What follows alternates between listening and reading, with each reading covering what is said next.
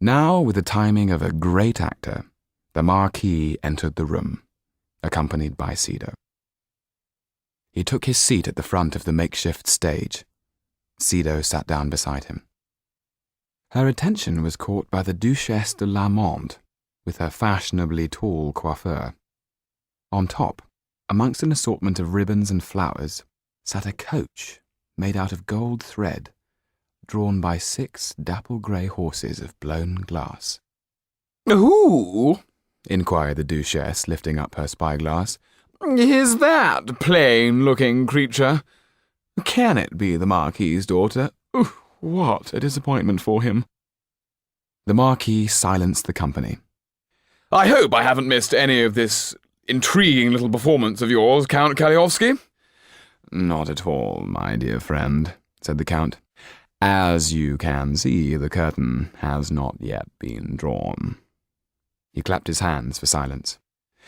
"Messieurs et mesdames, to thank the Marquis for this splendid evening, I have brought him a show from the theatre at the Rue du Temple. I give you The People's Pierrot." There was a round of applause as the curtain was pulled back and Topolin brought the Pierrot to the front of the stage. The magician started, as always, by demonstrating to the audience its lack of strings. "Monsieur le Marquis, Count Kaliowski, my lords and ladies," he announced with a flourish. "I have here the wonder of Paris. He can walk, he can talk, moreover, he can look into the future, see into the depths of your hearts, and know your darkest secrets." "Why would it want to do that?" interrupted the Marquis. "It seems most impertinent." A titter of laughter echoed round the room. Topolin stopped, uncertain whether he should continue or wait. To his relief, the Pierrot stood up and opened its steely glass eyes. It stretched out its wooden fingers and moved its wooden limbs. There was complete silence. Topolin recovered himself and began to work his audience. He lifted up the Pierrot's baggy blue top to show the carved wooden torso.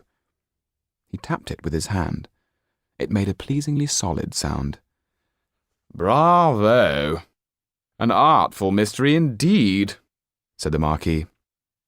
Count Kaliowski stared fixedly at the wooden Pierrot. He too was intrigued to know how the strange doll worked. "Ask the Pierrot a question," said Topolin. "I promise you the answer will not disappoint." Jan, from his vantage point hidden in the shadows, could see the stage and the audience clearly. Tetu, standing beside him, was working the Pierrot, though how he did it remained to Jan a profound mystery. It was their combined talents that made the show the success it was. "Tell me then, what kind of dog have I got?" said a lady with face patches and a painted fan. This was what Jan could do, read minds and throw his voice so that it sounded as if the Pierrot was talking. "A spaniel. She had puppies 3 days ago." The lady laughed. "How charming, and how clever!" Now it started, just as it had done in the theatre earlier that evening, a ribbon of silly questions neatly tied up and answered to everyone's satisfaction. Jan felt pleased that nothing more taxing had been asked of him. 2 shows a night was hard work, especially for Tetu. Just then Louis de Jonquière remarked, "If the Pierrot is right about small things, then maybe he can inform us on the bigger questions of the day." "Really, monsieur?" said the Duchesse de Lamont. "Why do you insist on being so disagreeable?"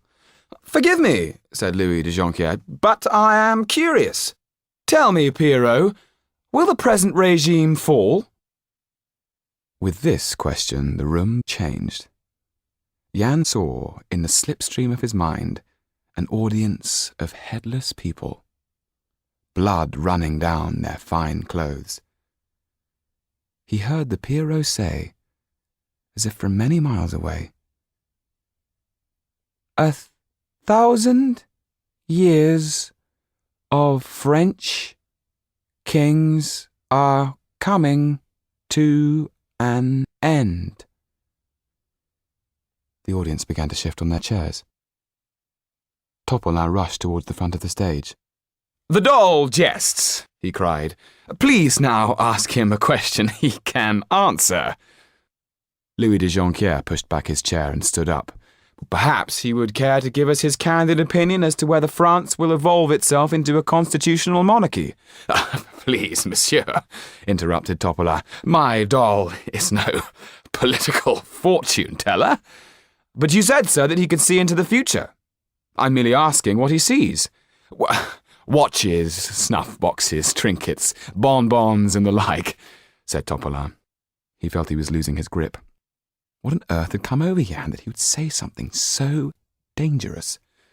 "Humour me," the young man persisted.